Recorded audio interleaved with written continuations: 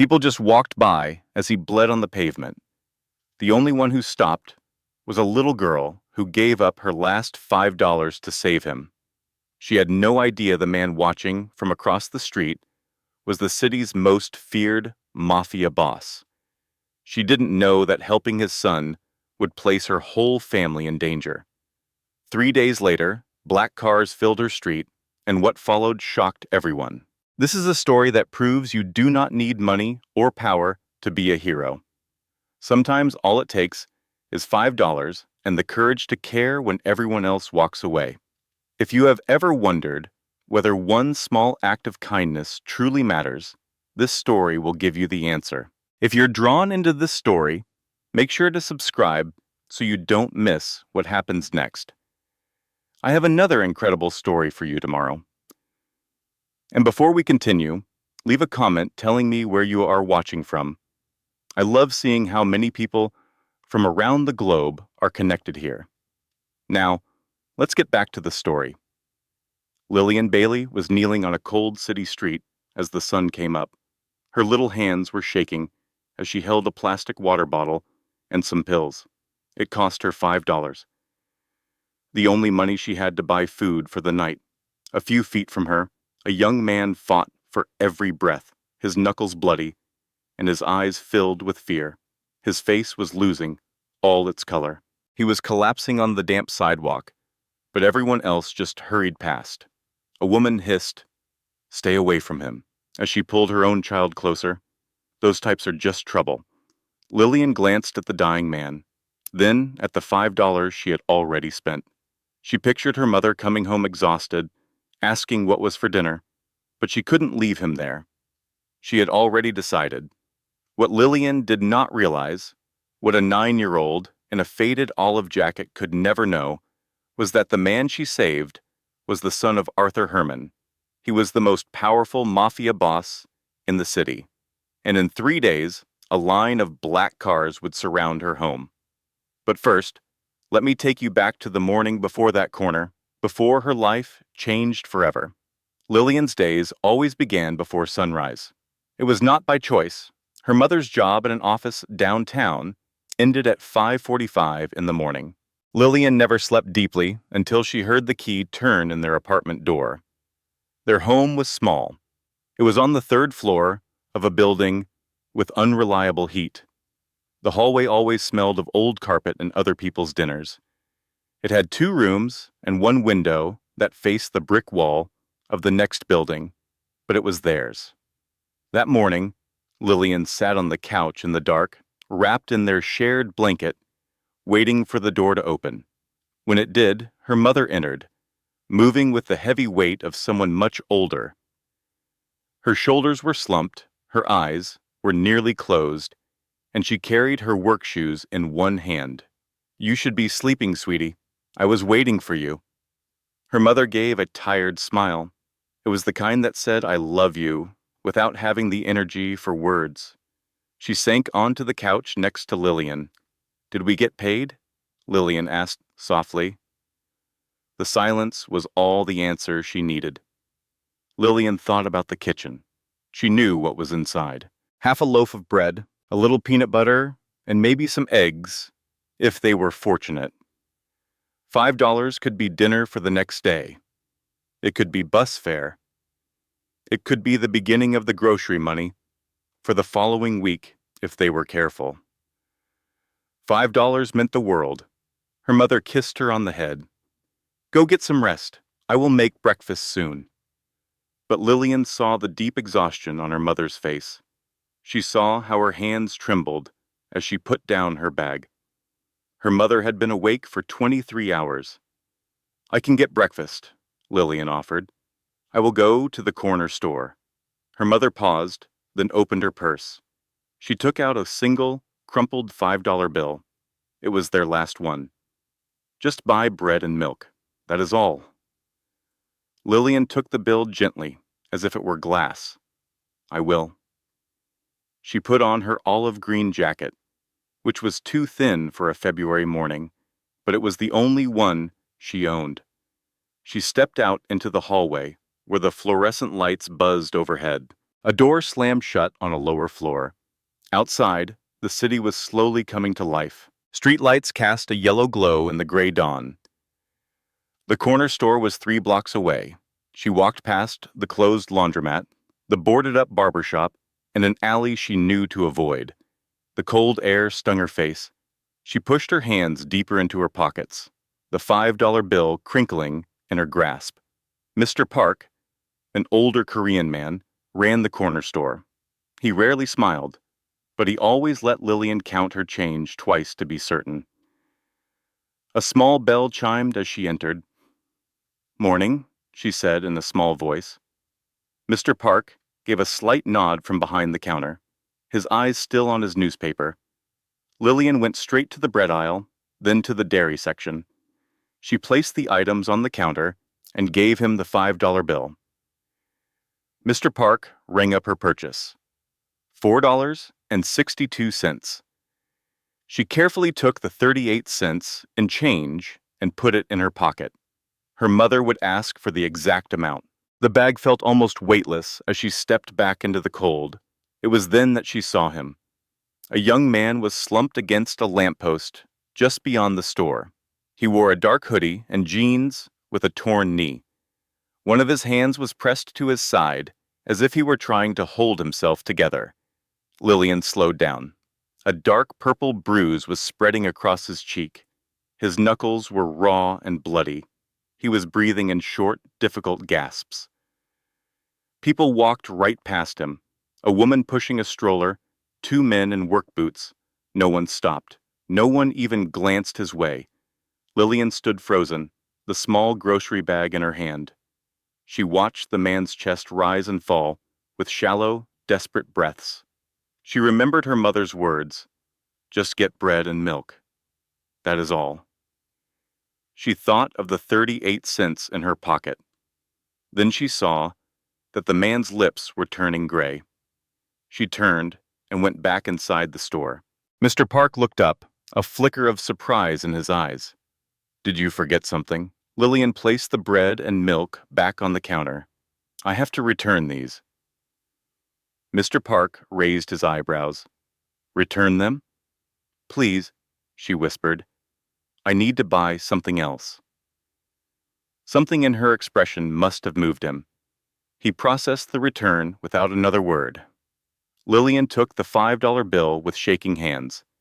She went to the medicine aisle, grabbed a bottle of water, and then a small box of painkillers.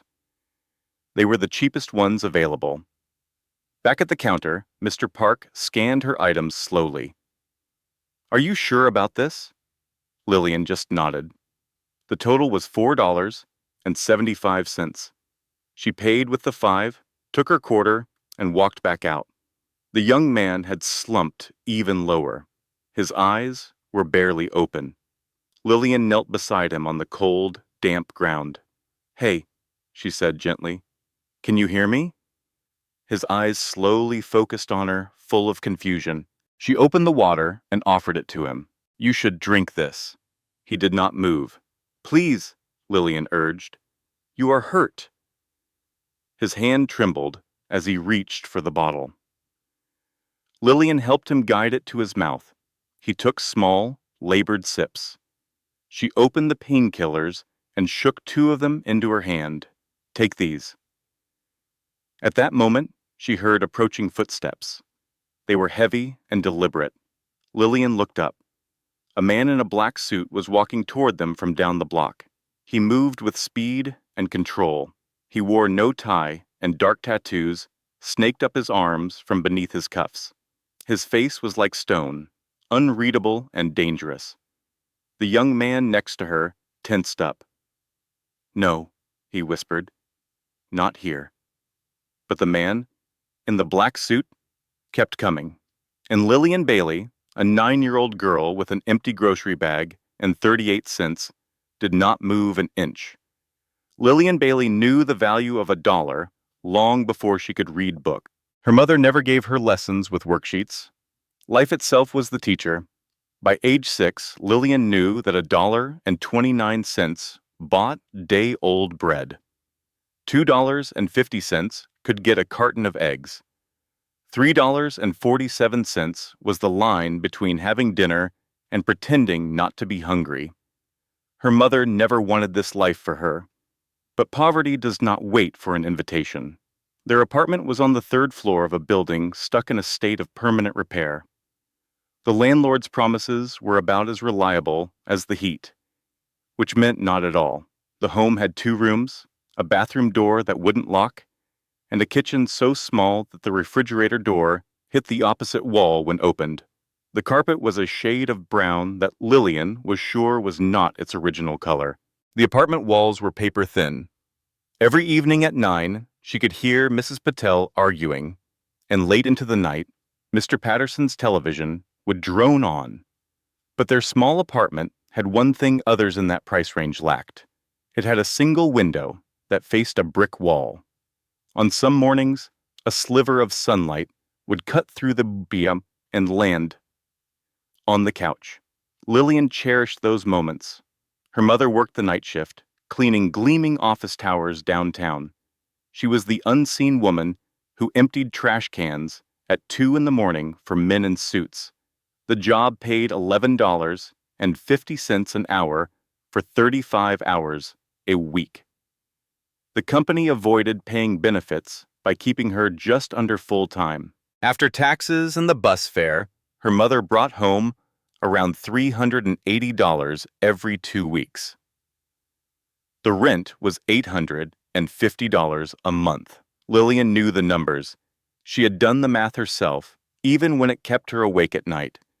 She would lie on the mattress they shared, listening to her mother's tired breathing.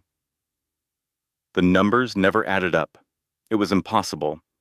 Yet her mother always found a way to make it work. She took extra shifts whenever she could. She made meals out of almost nothing.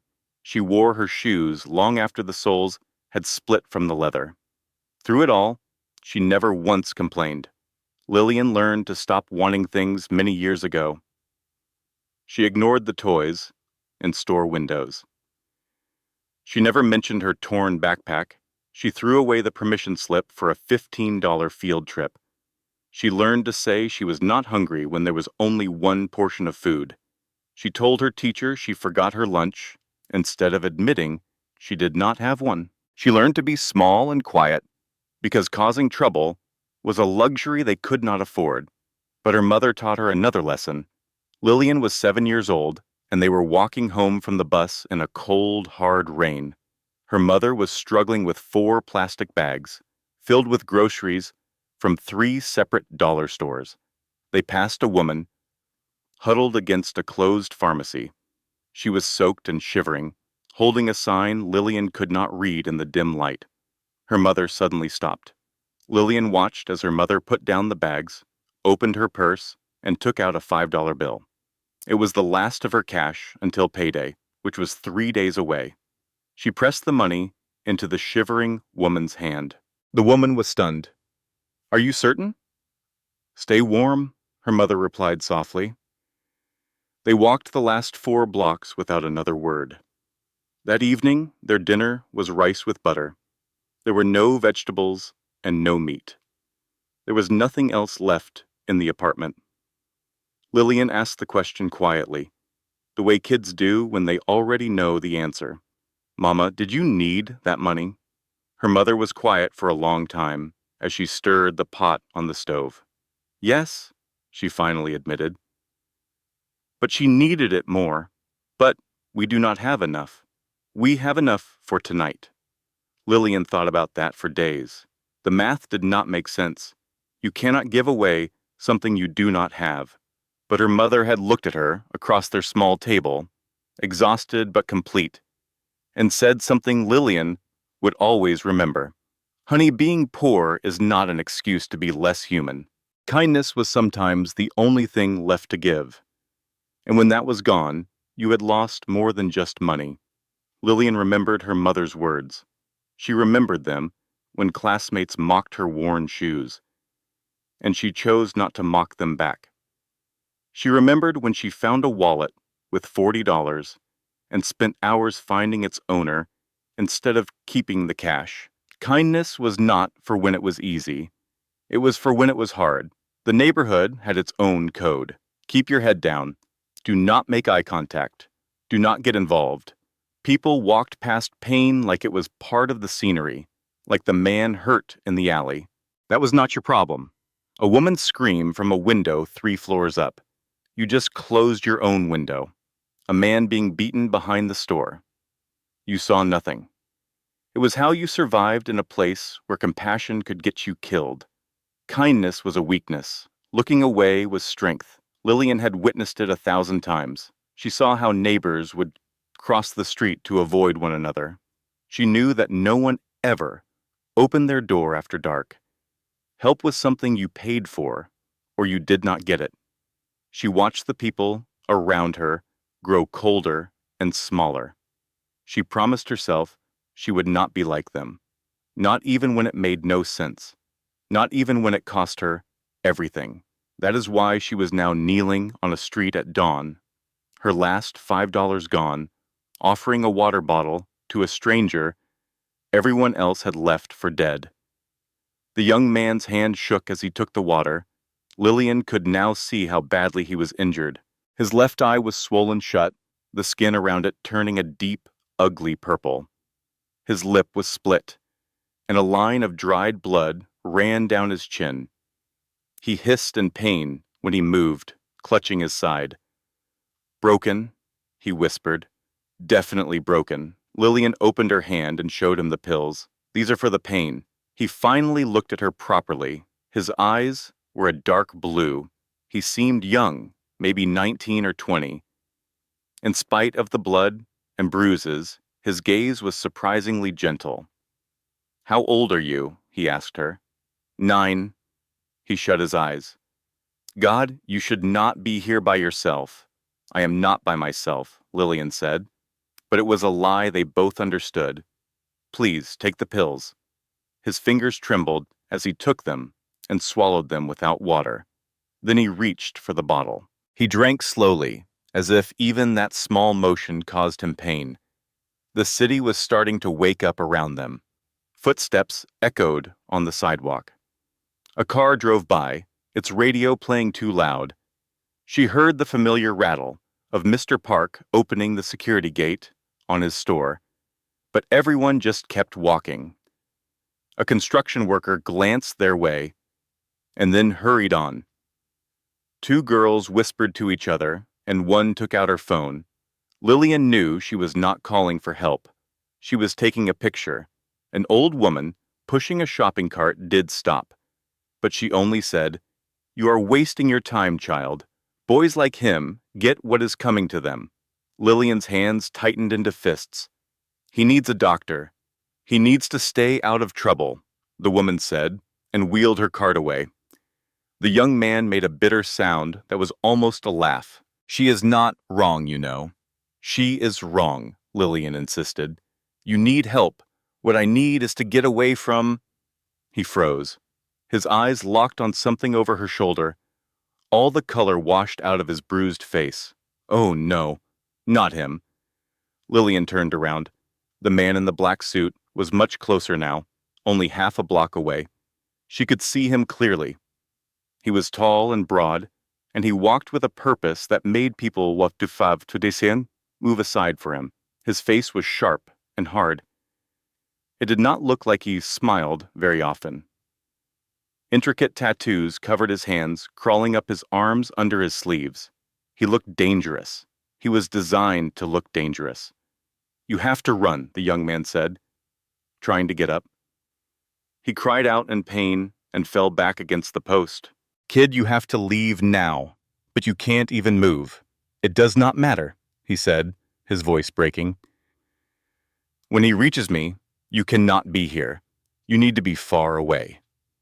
"Who is he?"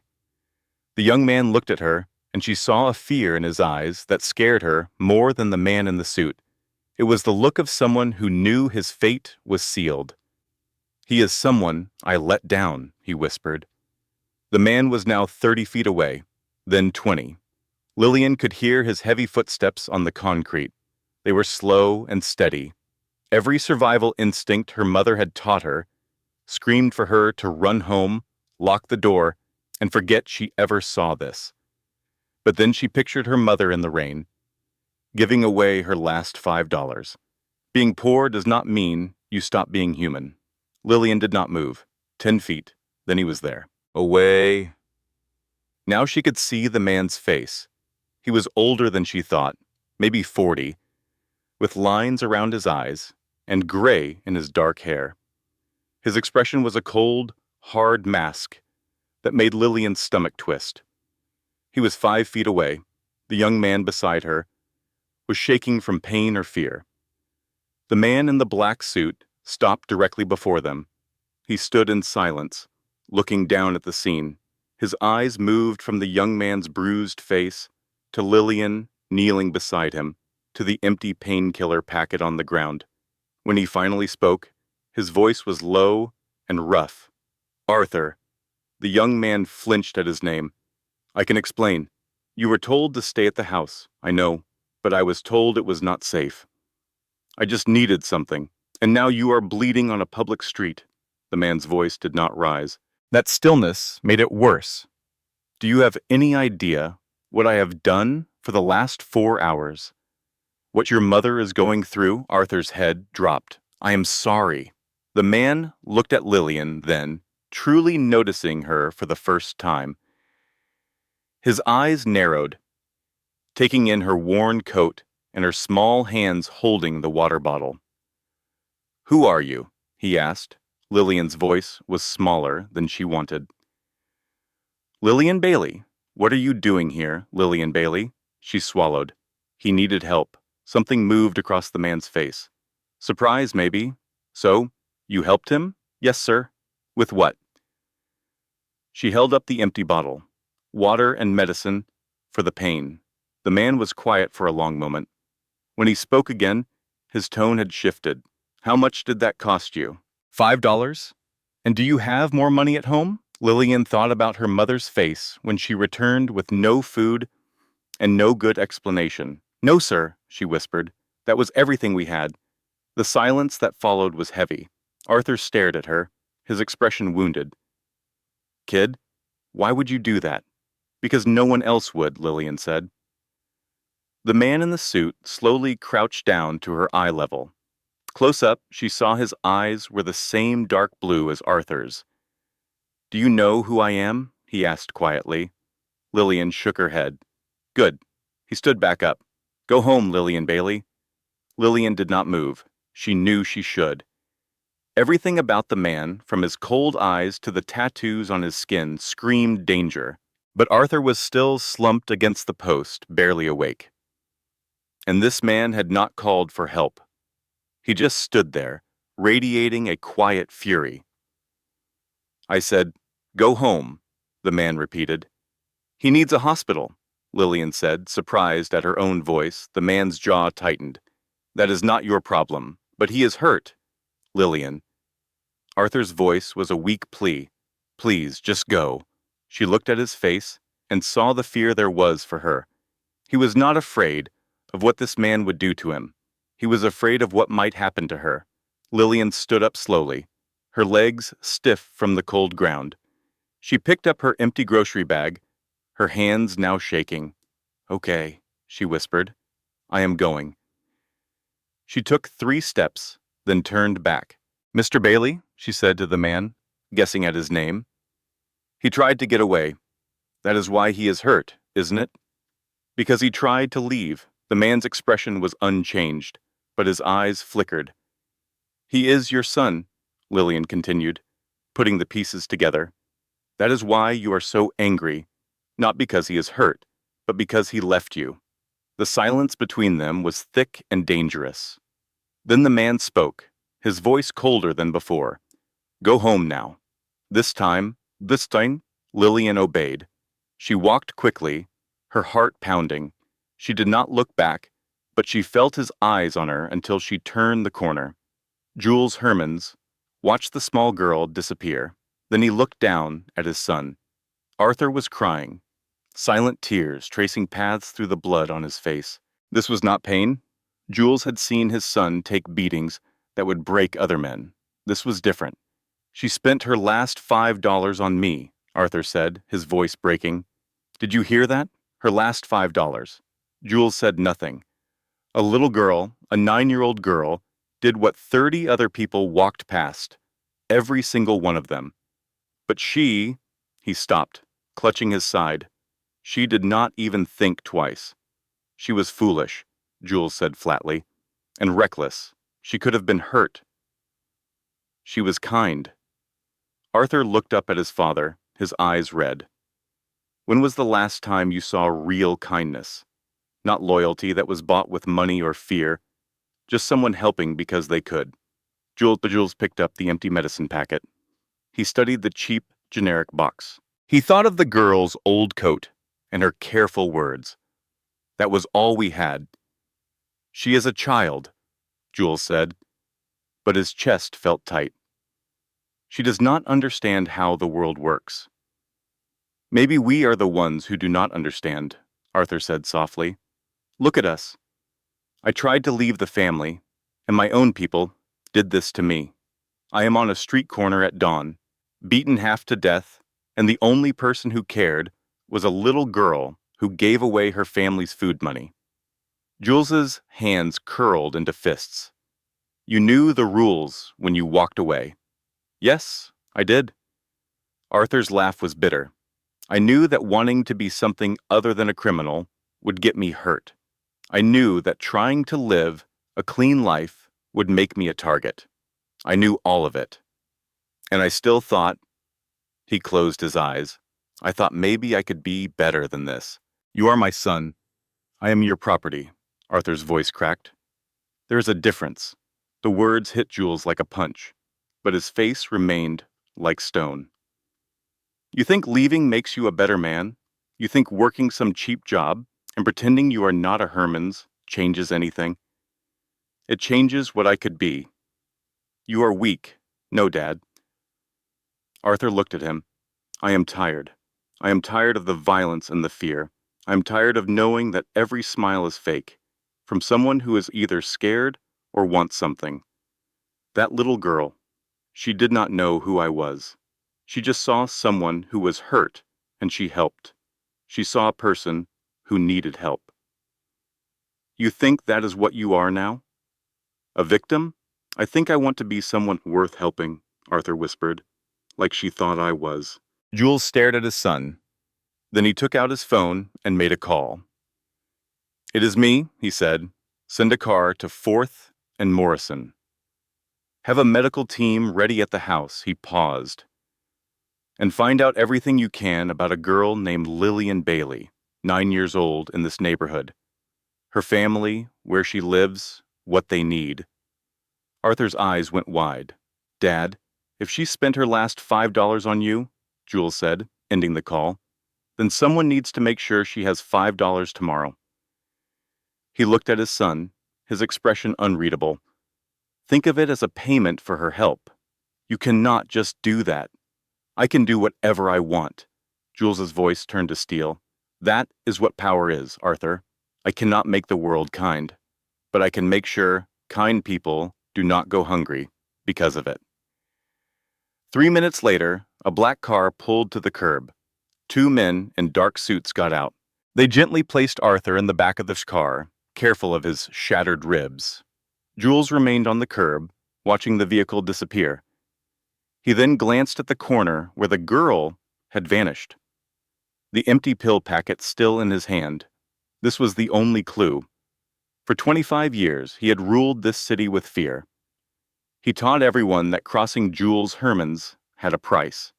But a 9-year-old girl with $5 just taught him a lesson he had forgotten. Fear was not the only power in the world. Lillian could not stop her hands from trembling. She had managed to walk 3 blocks before her legs collapsed beneath her. Now she sat on the steps of her building. The empty food bag lay beside her as she tried to think of what to tell her mother. The real story was unbelievable. I gave our last bit of money to a man who was bleeding, and his father, a man who looked like a killer, told me to run. Her mother would be furious or terrified, or both. Lillian pushed her hands down on her knees, trying to make them still. The sun was rising, casting a weak light on the street. Soon, her mother would be awake, expecting the milk and bread Lillian was supposed to buy. She remembered the pills Arthur took, the way his hand shook as he reached for the water bottle. She saw the pure fear in his eyes when his father arrived. He tried to leave, she had told the man, and his father did not deny it. Arthur was running from something, and his own people had beaten him for it. He asked her what kind of life that was. Lillian never really understood her mother's warnings about certain men. She had heard the whispers about the men in their neighborhood, the ones with the fancy watches and expensive cars, the men no one looked at directly. Now she knew why. She grabbed the empty bag and got to her feet, her legs unsteady. There was no reason to wait. She had made her decision on that street corner. Now it was time to face what came next. The apartment was silent when she entered. Her mother was still in her work uniform, asleep on the sofa. An arm was thrown over her eyes to keep the light out. Lillian put the bag on the counter and sat at the small table to wait. 15 miles away, Jules Herman stood in his office. He looked at a photograph he kept hidden in a drawer. It was his wife, Caroline, holding their son Arthur 20 years ago. It was before the sickness, before the failed treatments, before Jules had to tell a 5-year-old boy that his mother was never coming home. Caroline was the only one who could reach the soft part of him. She was the only one who saw the man he was before power took over. "You have to teach him to be strong," she had said in her last days, her voice a whisper. "But promise me, Jules, do not teach him to be cruel. There is a difference." He made the promise. Then she was gone. Jules was left to raise a boy in a world that rewarded cruelty. So he taught Arthur to be strong and to control his world through fear.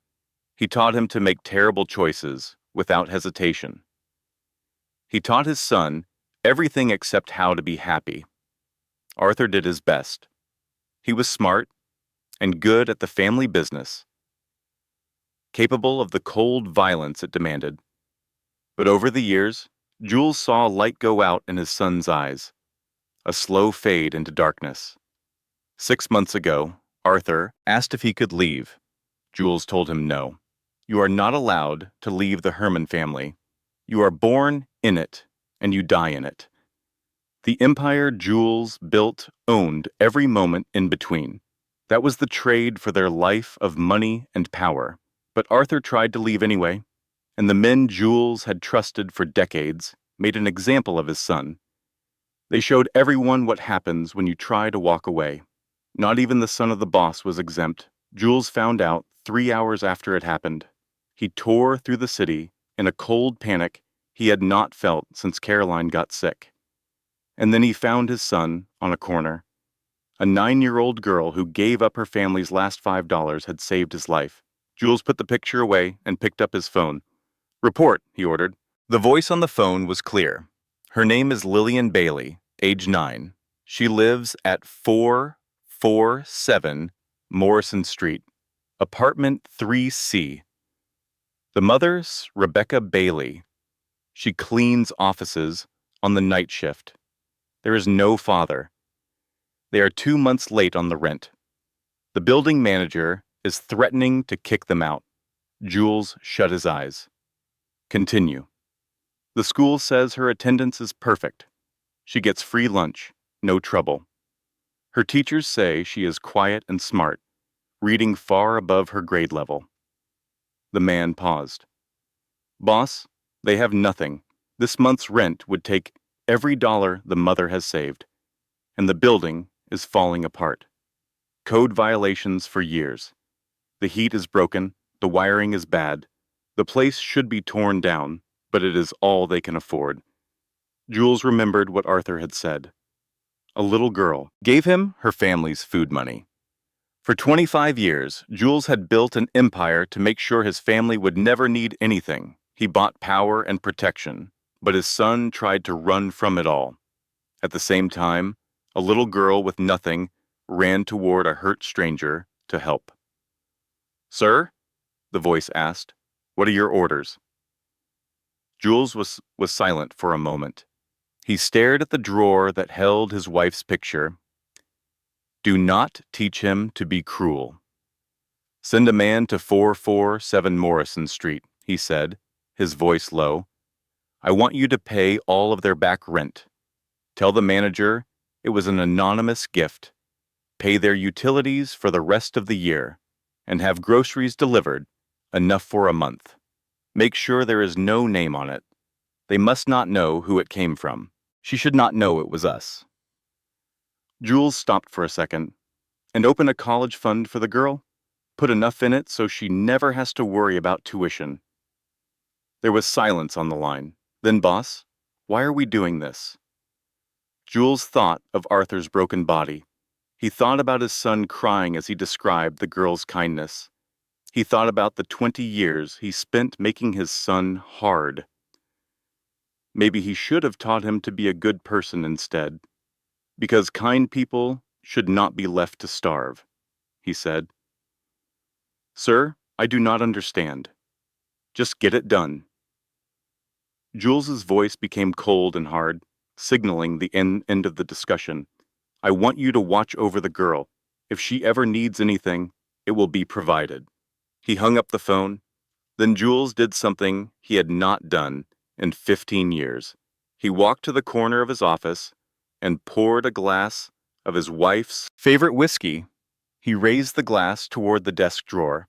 "I am trying, Caroline," he whispered to the silent room. "I do not know if this is right, but I am trying." The alcohol burned his throat. Outside, the city was bright with morning sun. Somewhere in that city, a little girl was trying to explain an empty bag and a wild story. Jules hoped her mother would believe her. He hoped that after all the years of violence and fear, he still had enough of his own soul left to know goodness when he saw it. Lillian's mother woke up 40 minutes later. She sat up, confused, and pressed a hand to her sore back. Her uniform was a mess. Her hair was falling from the tie she had put it in it 12 hours before. She saw Lillian at the kitchen table and smiled. Then her eyes fell on the empty grocery bag. The smile vanished. "Honey, where is the food?" Lillian had rehearsed what she would say, but the words still felt wrong. "I had to help someone." Her mother was on her feet now, her eyes wide. "What are you talking about?" A man was outside the store. He was hurt very badly.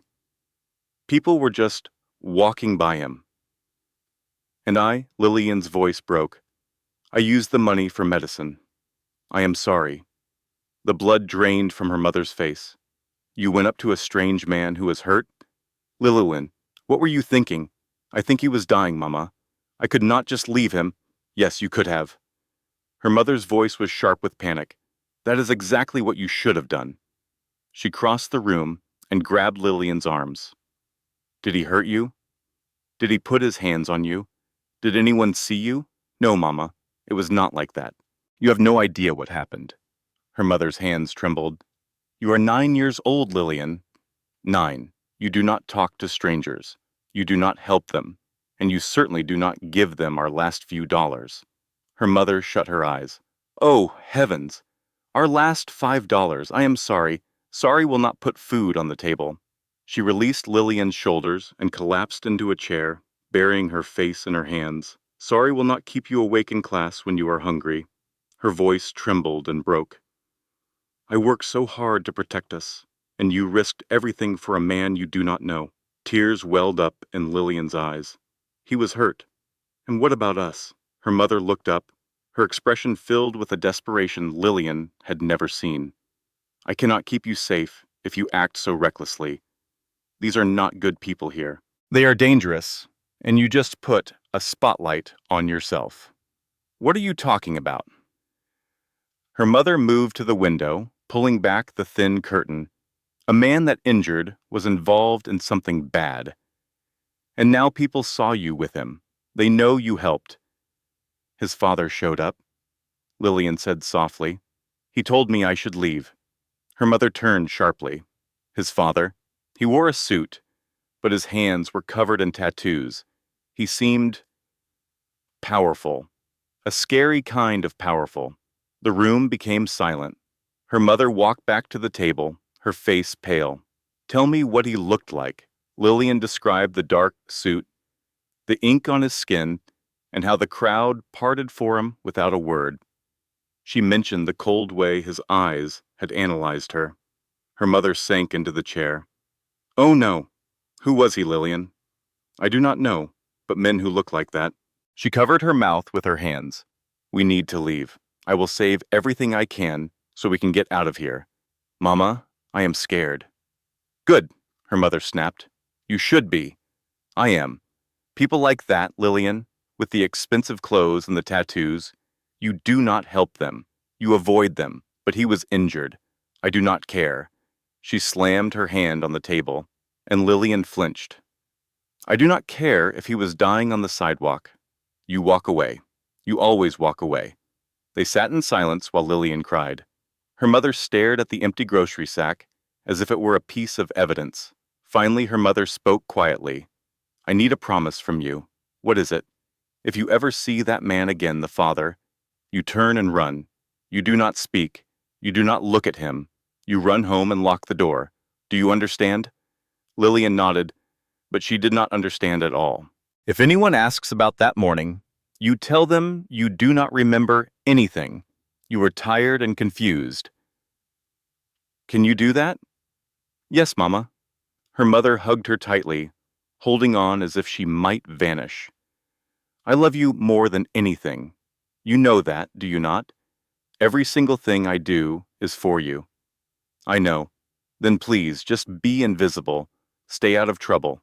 Let the world handle its own problems." But Lillian had learned about kindness from her mother, the same woman who had given a stranger $5 in the rain, the woman who taught her that poverty did not erase your humanity. Lillian did not say this. She just held on. The whispers began that afternoon. Mrs. Patel told Mrs. Patterson she saw a little girl on the street. Mrs. Patterson told the building manager. The manager told the man at the corner store, who told a retired officer who got coffee there. By that evening, everyone knew Lily and her mother had been seen with associates of the city's criminal underground. The next day was different. Neighbors who once smiled now crossed the street to avoid her. Mothers pulled their kids away from her path. Her teacher, usually so warm, would not meet her eyes. She ate lunch by herself. At recess, she had no one to play with. On her way home, a thrown rock narrowly missed her head. Someone hissed the word rat from an alley. When she got to her apartment, her mother was already there.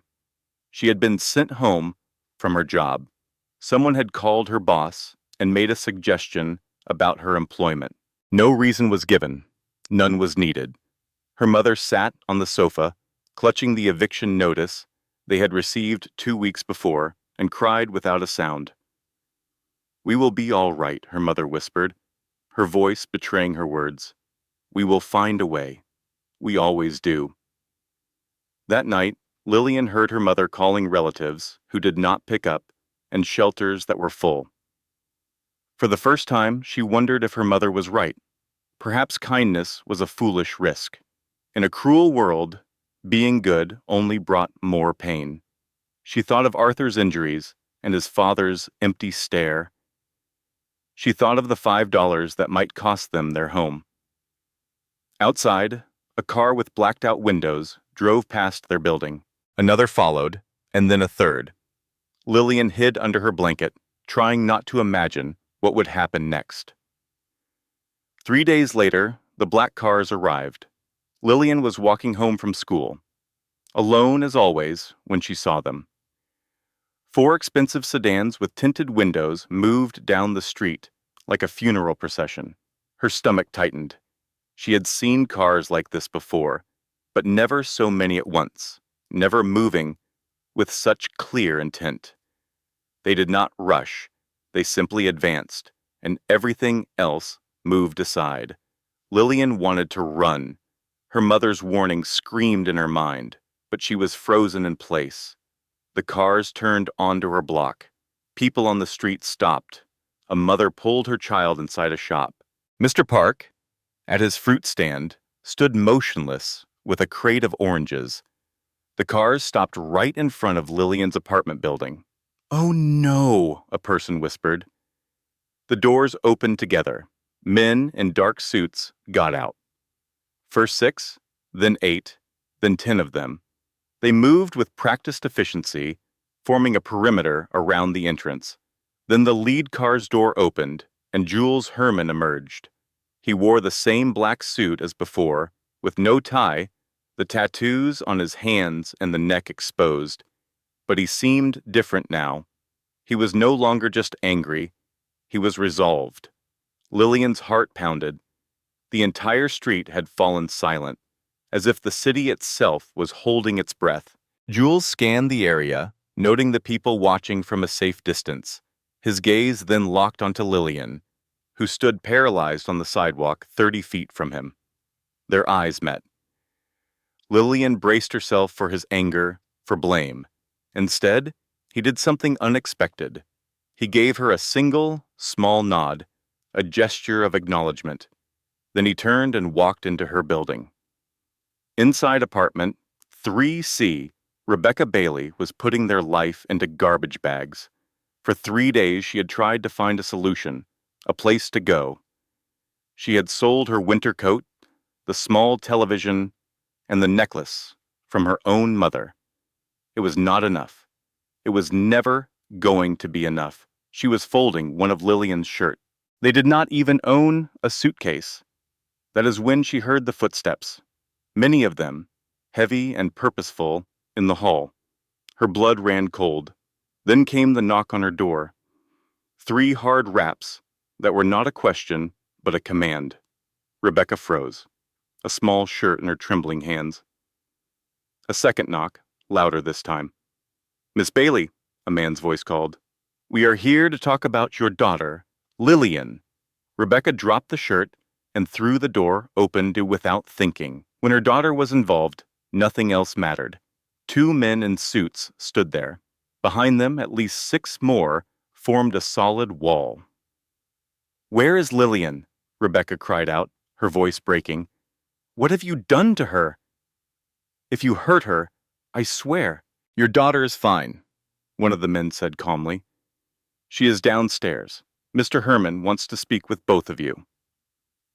It was not a request, but the man's tone was not threatening. It was almost careful. Rebecca's mind raced. She could slam the door and call the police, but they never came to this neighborhood, and men like this did not wait for permission.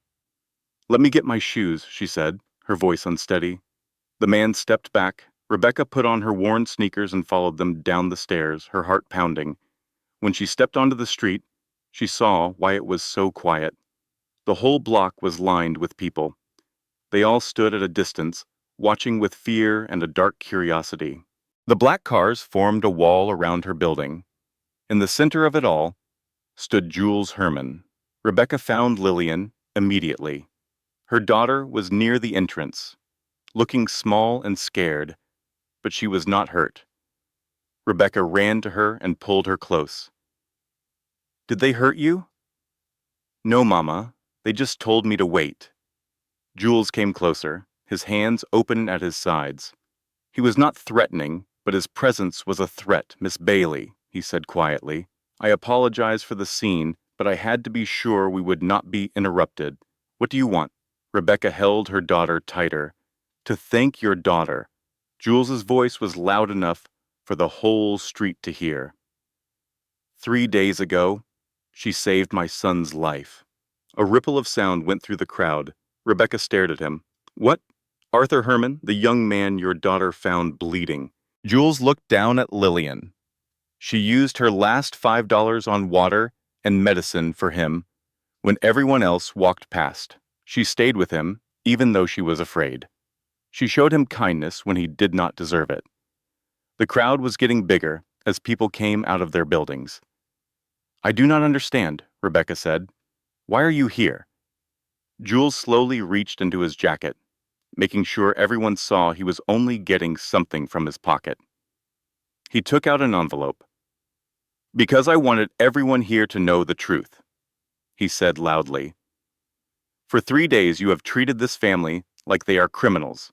You have avoided them and judged them." His voice grew hard. "Because you decided that helping someone makes them guilty." He held the envelope out to Rebecca. "Your daughter did what most adults are afraid to do. She saw someone in pain, and she helped. No judgment, no fear." Jules looked at the watching crowd. "She is 9 years old and has more courage than any of you." Rebecca took the envelope, her hands shaking. Jules turned to face the neighbors directly. "My son is alive because of Lillian Bailey. Anyone who shows her or her mother anything but respect will answer to me. Is that clear?" The silence was absolute.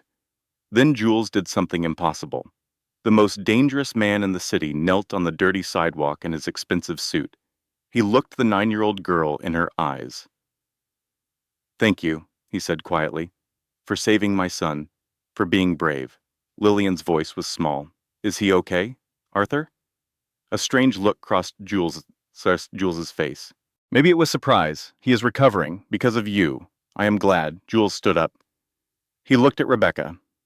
"Open the envelope after we leave. If you need anything, my people know how to find me."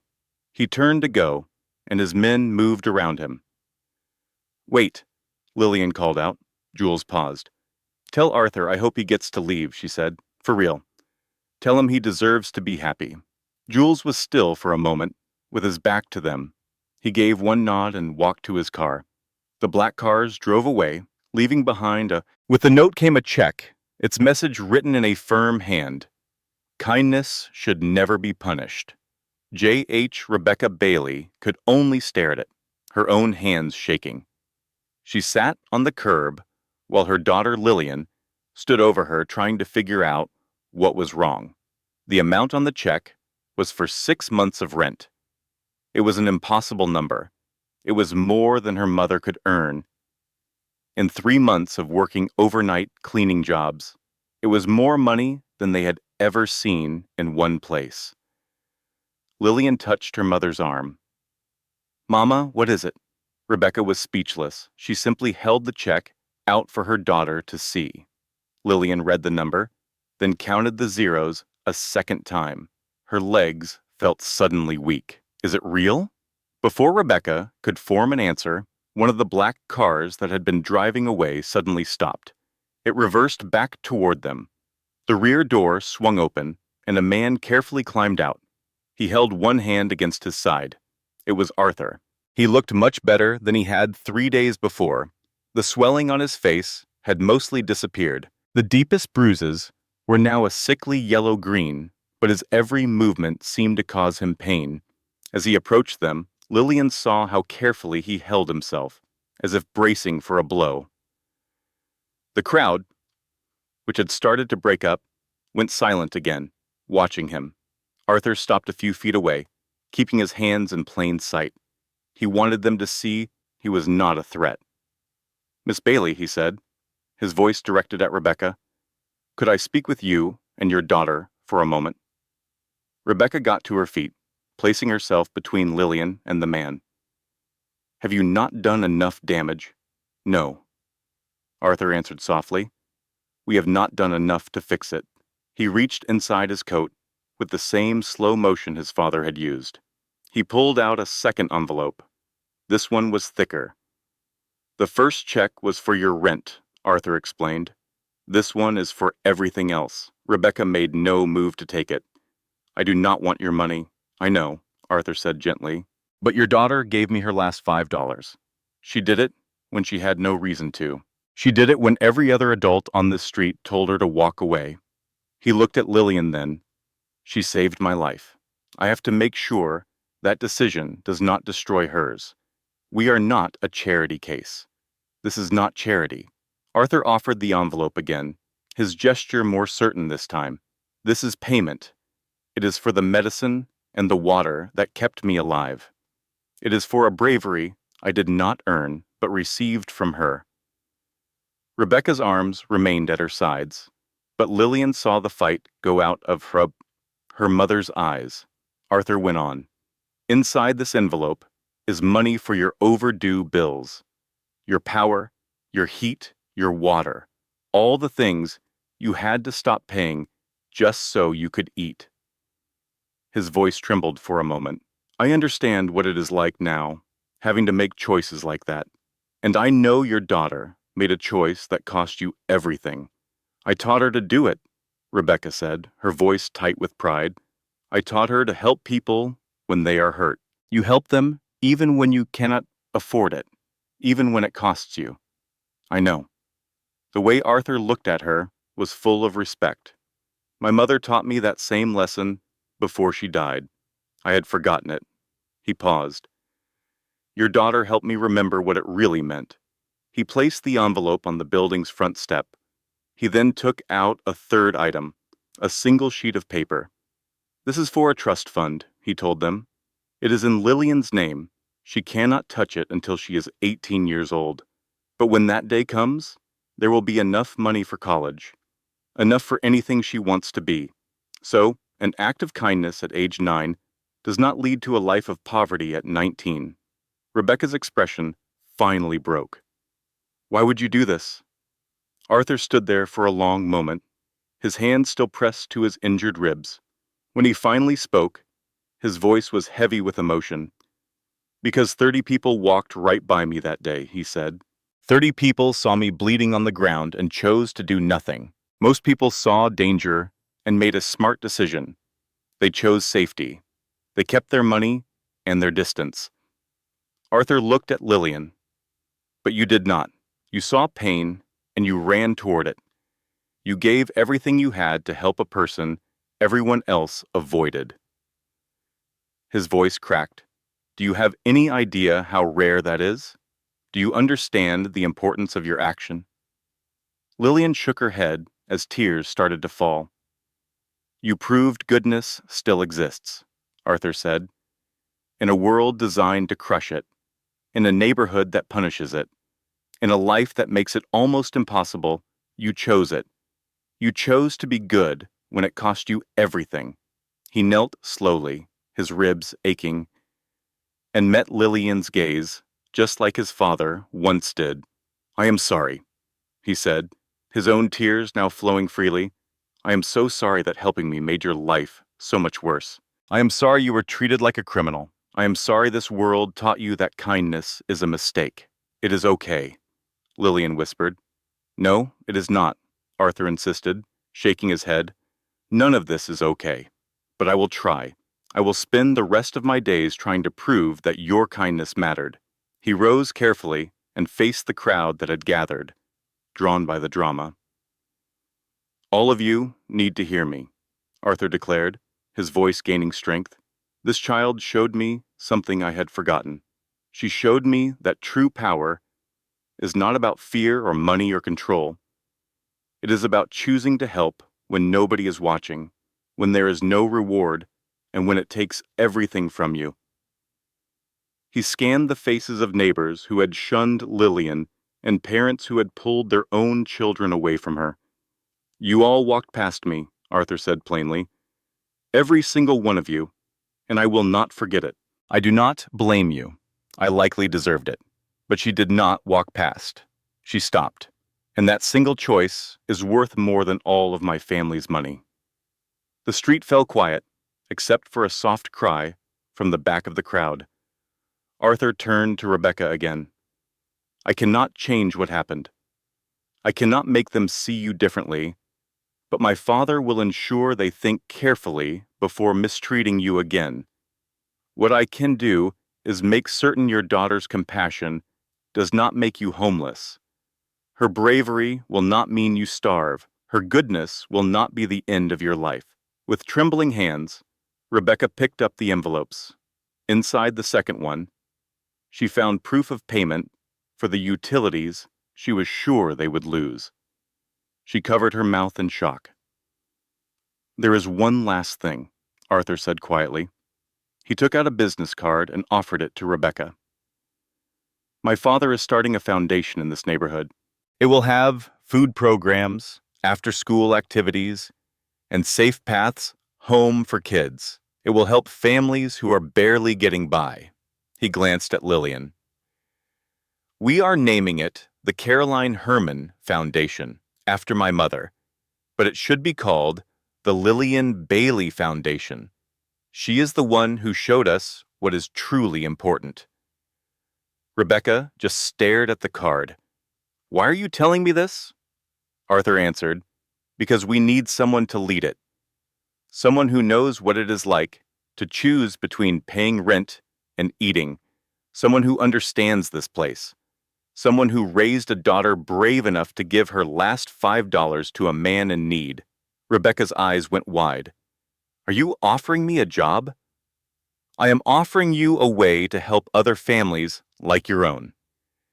It comes with a real salary and benefits, so you never have to choose between keeping Lillian safe and keeping her fed. Arthur's tone softened. You taught your daughter how to be kind in a world that is not. We need that here. Rebecca looked from Lillian to the papers in her hands to Arthur's bruised but sincere face. I do not know what to say. Just say you will consider it, Arthur urged. Say you will let your daughter's kindness save more than just one life. Help us make this a place where people are not punished for helping others. Rebecca nodded slowly, words failing her.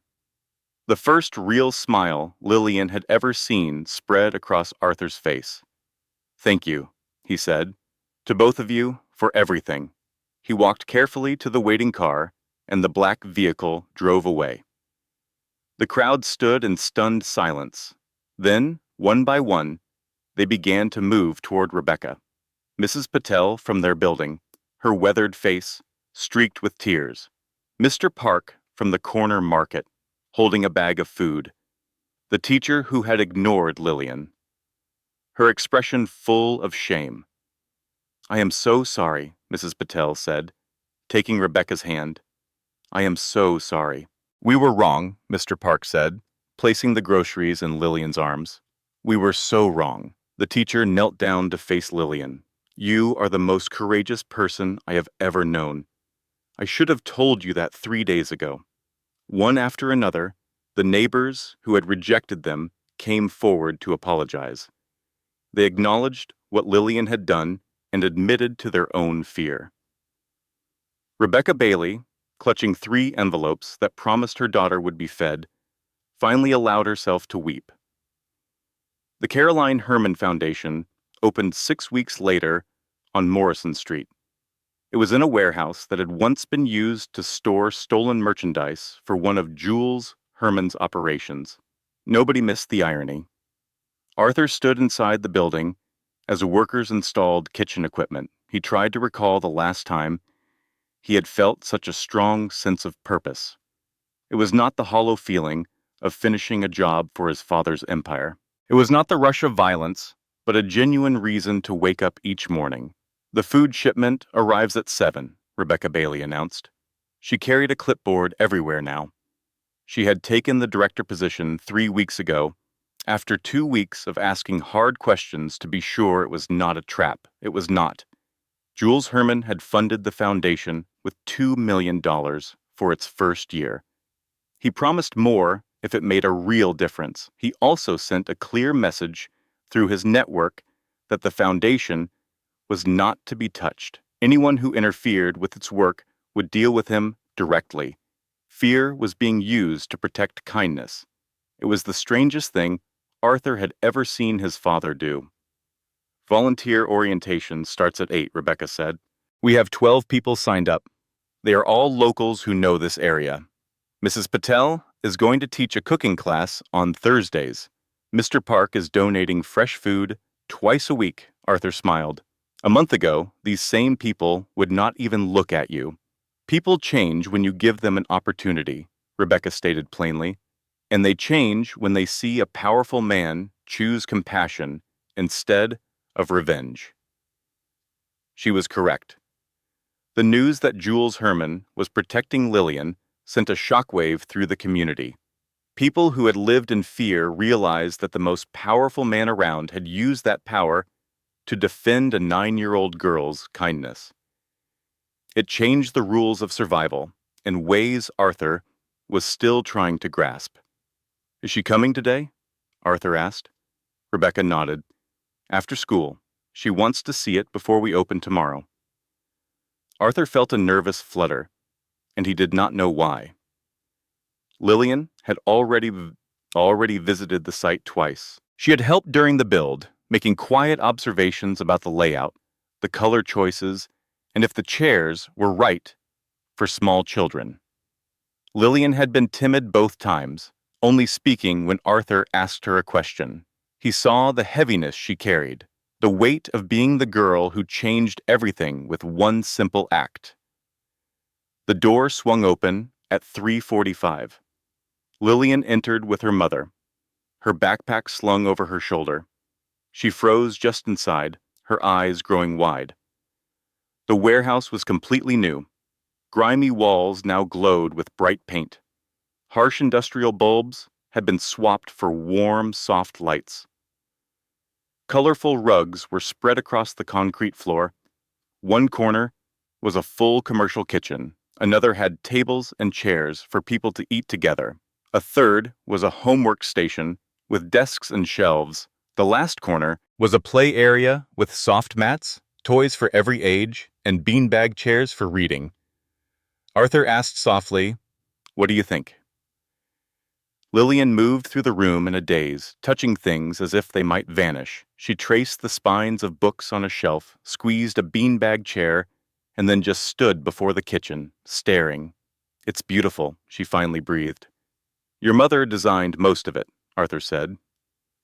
"But we used your ideas, too. The reading nook was yours." Lillian looked at the cozy spot, filled with pillows, gentle light, and books sorted by grade level. "Really? Really?" Arthur came to stand beside her. "You said kids needed a quiet place to get lost in stories, a place where they could forget being hungry or scared." Lillian gave a slow nod. "Sometimes that is the only thing that helps." Arthur felt a sharp pain in his chest. This 9-year-old girl knew about survival in a way he was just beginning to grasp. She had carried the burden of poverty and fear, yet she still chose to be kind. "I have something else to show you," Arthur said. "Come on." He walked her to the entrance. A bronze plaque had been installed by the door that morning. Lillian read the words out loud, her voice growing softer. "The Caroline Hermans Foundation, established in memory of Caroline Hermans, who believed kindness was a choice, not a weakness, and in honor of Lillian Bailey, who proved her right." Lillian looked up at him, her eyes filled with tears. "You did not have to do that." "Yes, we did." Arthur knelt to meet her gaze. "Do you know why?" She shook her head. "Because in 50 years, when we are both gone, this building will still stand. People will see this plaque and ask who Lillian Bailey was, and someone will tell them her story. They will say she was a little girl who used her last $5 to save a stranger. She was only 9 years old, and she started all of this." "I did not start everything," Lillian said softly. "I only helped one person." "You helped one person," Arthur confirmed, "and that person was the son of Jules Hermans. That set off a chain reaction that built this place." He gestured around them. 200 kids will eat here every day. 50 families will get help with their bills each week. 100 children will have a safe place to be after school. You saved one life, he said, placing a hand on her shoulder. And that person is trying to save hundreds. That is how kindness works. It grows. One small choice becomes bigger than you can imagine. His voice was thick with emotion. "You taught me that. You taught my father that. And we will spend our lives making sure others learn it as well." Lillian wiped at her tears. "Will your father be here tomorrow for the grand opening?" Arthur paused. "He will be here, but not in public. He wants the focus to be on the community, not on him. He will watch from a distance." "That is sad," Lillian said. He should see what he created. He knows what he created, Arthur replied, and for him, that is enough. It was not the whole truth. Jules Hermans fought every day with the fact that he was building something good with money made from violence. But he came to the site most nights. Walking through the quiet rooms, touching the fresh paint, Arthur found him there 3 nights earlier, standing by the plaque with one hand on his wife's name. She would have liked this, Jules had said. She would have loved it, Arthur corrected. I am not a good man, Arthur. This does not fix that. No, Arthur Boom had agreed. But it is a beginning. It is a choice to do better. Maybe that is what counts. Jules had left without saying more. But Arthur saw a change in his father's stance. Something less tense, less guarded, as if he was learning to carry hope instead of just fear. Now, watching Lillian trace her own name on the plaque, Arthur felt that same change in himself. He had spent 20 years learning to hurt and control people. Learning to help was so much harder, but it was the only thing that made him feel human again. Thank you, Lillian said, looking up at him. For this, for everything, for not being angry that I helped you. Arthur let out a surprised laugh. Angry? Lillian, you are the only reason I am alive. I should be thanking you for the rest of my life. You already did, she said plainly. You built this. Rebecca came over and put a hand on her daughter's shoulder. We should let Arthur get ready for tomorrow. But Arthur stopped them. Wait, there is one last thing. He went to the kitchen and came back holding a small frame. Inside was a $5 bill, carefully mounted above a small plaque. It read, "The first donation to the Caroline Hermans Foundation, given by Lillian Bailey, age 9, value, everything." Lillian stared. Is that my real $5? Arthur smiled. No, your mom needed that for food, but this represents what you gave. It will hang in our office forever to remind us why we are here. He hung the frame next to the main plaque. The evening sun caught the bill, making it shine. Arthur thought it was the most precious thing in the world. The foundation opened on a perfect spring day, the kind that made even Morrison Street seem beautiful. The line of families waiting to get in stretched around the block. There were parents holding the hands of small children and older people leaning on canes. Teenagers, hearing about a free meal, showed up looking doubtful but hungry. Inside, volunteers rushed to finish setting up. Mrs. Patel was in charge of the kitchen, where eggs sizzled in large pans. Mr. Park set out donated vegetables near the door, free for the taking. Teachers organized the homework area. Rebecca stood in the middle of it all, watching her neighborhood become something she had only dreamed of, a real community. Ready? Arthur asked, coming to her side. I am terrified, Rebecca confessed. What if nobody comes? What if we cannot help enough of them? What if, Rebecca? Arthur smiled. There are 200 people waiting for us. Tomorrow there will be more. We cannot save everyone, but we can save someone, and that someone will help someone else. That is how this works. She took a deep breath and nodded. Okay, let's open the doors. Arthur unlocked the entrance. The first to enter was a young mother with 3 children under the age of 6. They all had the same empty look of people who went to bed hungry. The smallest child, about 4 years old, saw the food and began to cry. It is okay, sweetie, the mother said, her own voice cracking. It is okay. We get to eat today. Mrs. Patel hurried over with plates already full of food. Sit, eat, she urged. There is plenty. And there was. For 3 hours, the foundation served a hot breakfast to everyone who walked in. There were no forms and no questions, just warmth and food and the simple truth that everyone deserved a meal. Lillian showed up at 9 o'clock after Rebecca called her school. She stood at the entrance, watching families share a meal together. She saw children laughing and volunteers refilling drinks. Arthur saw her and came over. "What do you think?" "I think my $5 grew into something very big," Lillian said. "It did," Arthur agreed. "It really did." A man in his mid-30s, wearing an old jacket, nervously approached them. "Excuse me, are you Arthur Hermans?" Arthur's body tensed from old habits. "I am." The man's voice shook. "My children have not had a real breakfast in 3 weeks. Today they ate until they were full. So, thank you. Just thank you." He turned and left before Arthur could say a word, leaving him standing there with tears streaming down his face. "That is going to happen a lot," Lillian observed wisely. "People are thanking you. I am not used to being thanked," Arthur confessed. "In my family's business, people usually run away from me." "Maybe this can be your new business," Lillian offered.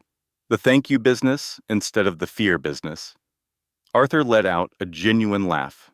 It felt good. The thank you business. I like the sound of that. A black car pulled up outside, but did not park. Through the dark glass, Arthur could see the shape of his father, watching people stream into the foundation's entrance. Jules did not come inside. He never did during operating hours. But Arthur knew he came by late at night. He would walk through the quiet building, touching the freshly painted walls, reading the mission statement by the door. Last week, Arthur had found a handwritten note on his desk. It was just 2 lines in his father's perfect script. "Your mother would be proud.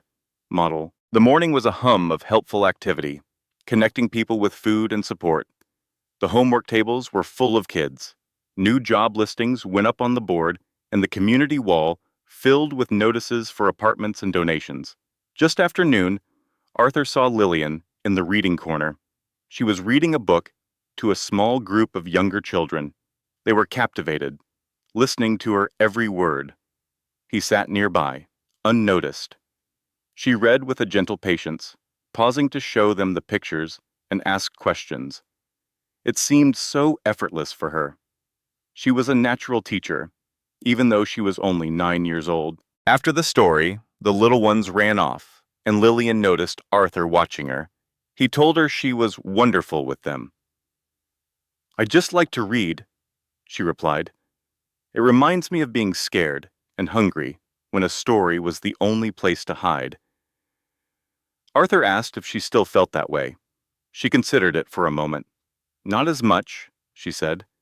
"Now I feel hopeful. I feel like things can get better." "They can," Arthur agreed. "And they are better because of you." Lillian shook her head. "Not just me. It's because many people chose to do good things. You, your father, my mom, Mrs. Patel, Mr. Park, all of us." He knew she was right.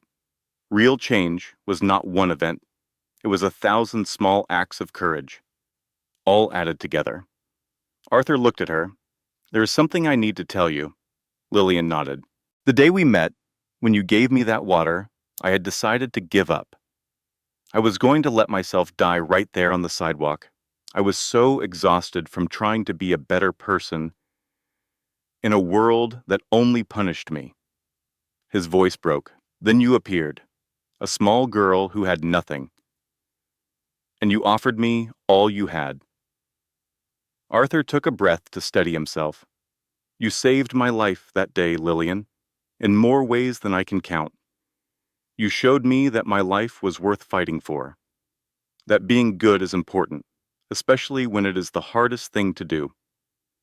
Lillian then pulled a neatly folded $5 bill from her pocket. "Can I show you a secret?" Arthur agreed. "I carry this with me always, not for the money. We have enough now for food and our home. I keep it to remember." She unfolded the bill. "It shows me that $5 can change everything. It proves that little things are important, that your true character is what you do when no one is looking." Arthur felt a lump form in his throat. "Where did you learn that?" "Your dad told me. Lillian answered. He gave this to me when the foundation opened. He said a hero should always have $5, just in case they need to rescue someone. Arthur had to turn away, fighting back tears. Of course his father would do that. Jules Hermans, who built a fortune on intimidation, had given a 9-year-old girl $5 to teach her that kindness was stronger than any power. Maybe people could truly change. "What will you do with it?" Arthur finally asked. Lillian carefully folded the bill and tucked it away. "I will hold on to it until I meet someone who needs it more than I do. Then I will help them, no matter the cost. That is what being human means." She stood and picked another book from the shelf. "More kids are waiting for a story. Want to read with me? You do the best voices." Arthur smiled, taking the book from her. "It would be my honor." They sat together and read in the foundation that carried his mother's name. It was built with his father's money to serve a community that was slowly trading fear for hope. Outside, the dark car that had been watching finally drove away. Inside, children laughed, ate, and felt secure, and Lillian kept a $5 bill in her pocket. It was a quiet promise that small kindness can stop great evil, that goodness still matters, and that the world is saved one simple choice at a time. Thank you for following this journey to the end. You make these stories possible. When you are ready for another story, please tap the next video. Before you leave, please share your thoughts in a comment and rate the story from 1 to 10. I look forward to hearing from you. This content was carefully researched, developed, and manually edited by our team to deliver meaningful lessons and inspiration to our audience.